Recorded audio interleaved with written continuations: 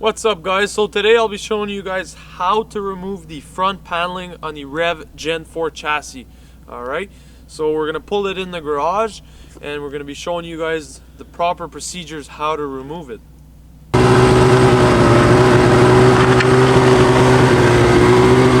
So the first thing we're going to want to do to take the front hood off or the front paneling off of a Rev Gen 4 chassis, you're going to want to remove your windshield. First things first. Next, we're going to take the dash off, so the cluster, I guess.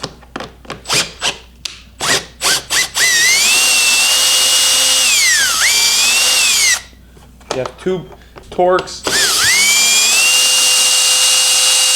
T25.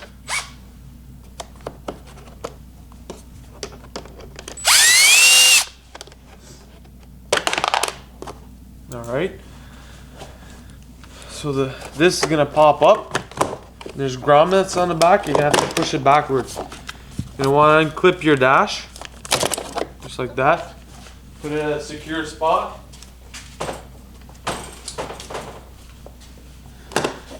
Now, your front glove box is going to come off. Put that aside. You're going to have to unplug your headlights.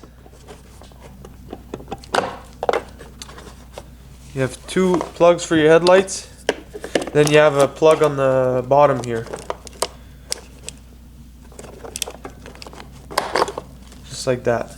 And you're going to want to, what I do is I tuck the wires in between here. So they just stay there, they're out of your way. You're going to have two more Torx here. 1, 2.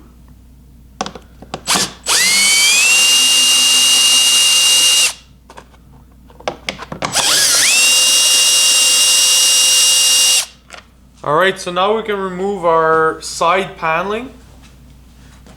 So each side.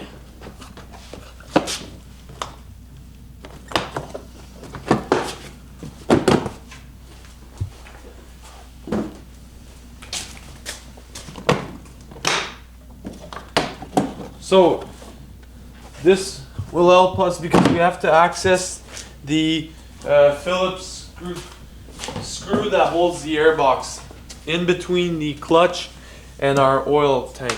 So if you want to come and see here, there's a Phillips screw there or a flathead. You're going to want to loosen that.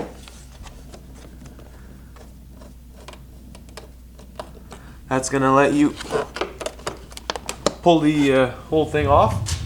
And then we have our two more Torx screws on the front with the washers.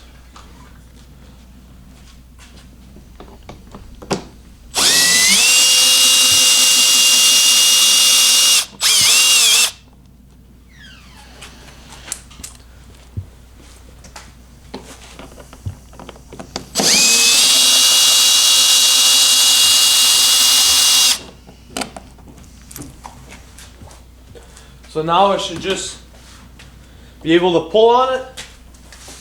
This is going to come around the gas tank. I'm going to pull on it.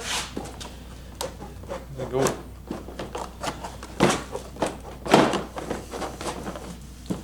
have to pull on this here because there's like plastic tabs that are holding. Okay, free.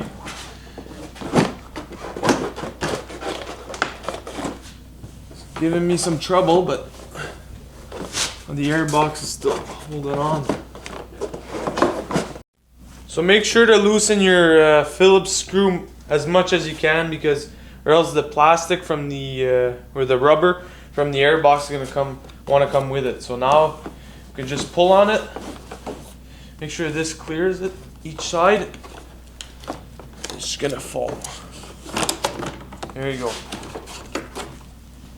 Set this aside.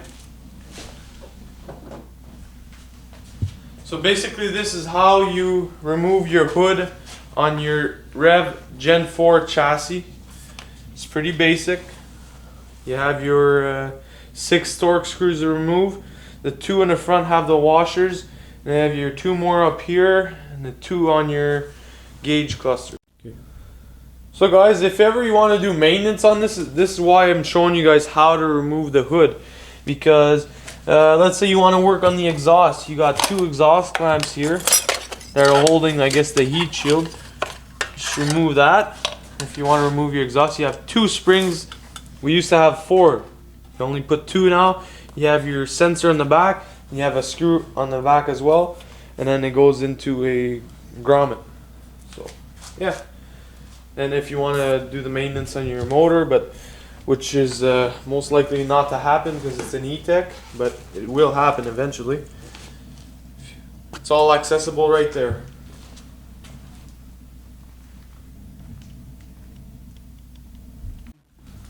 Alright guys, so I'm going to show you how to remove the exhaust. I already removed the heat shield. You're going to want to remove your springs.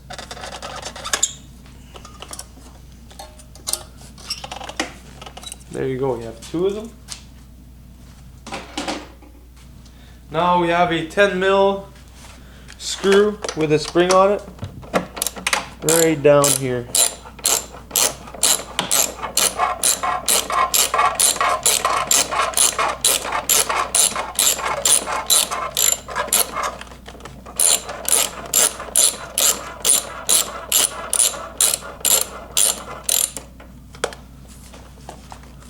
Still not off.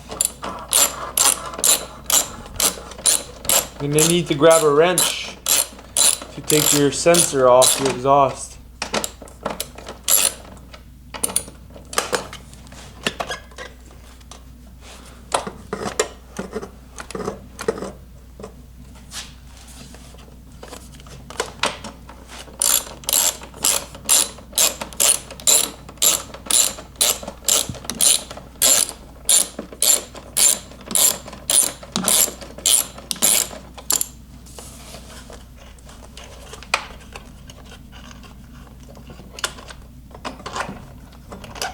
Alright, don't lose your bolt with the spring on it.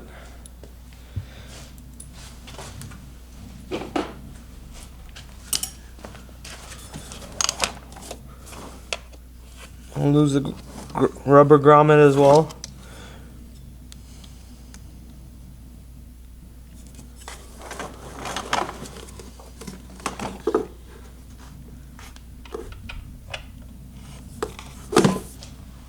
So to make it easier for you, pull this backwards. It's gonna slide off. It'll give you more loose. And then you can remove your sensor on the back. 11/16.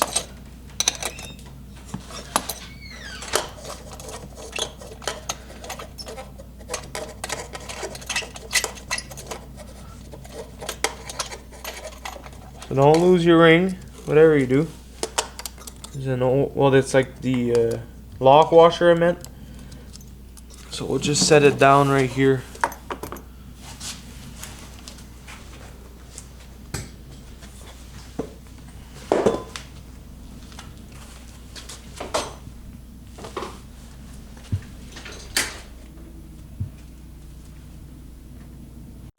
So the reason why we removed the exhaust is because I'll be installing the pull cord from BRP. I wanted due to if ever my starter were to fail, I have a secondary option to start the machine. So guys, I reinstalled my panels now. A few tips that I can tell you guys is to reinstall your 6 torque screws. You have 6 to remove. You should reinstall 6 of them. There is 2 long ones. There's 4 long ones, I'm sorry. 2 with washers that are down here on the front. And then you have to remove 4 connectors. You have your connector for your cluster. You have your connector, 2 connectors, one for the right headlight and the left one. And then you have the one connector that goes to the engine. And then make sure to tighten your airbox screw. It's a Phillips, as you saw in the video, but you have to make sure that it's connected right and sealed right on the airbox. If not, you might have some snow going in. So thanks for watching, guys. Please like and subscribe and check our other videos. Happy New Year again.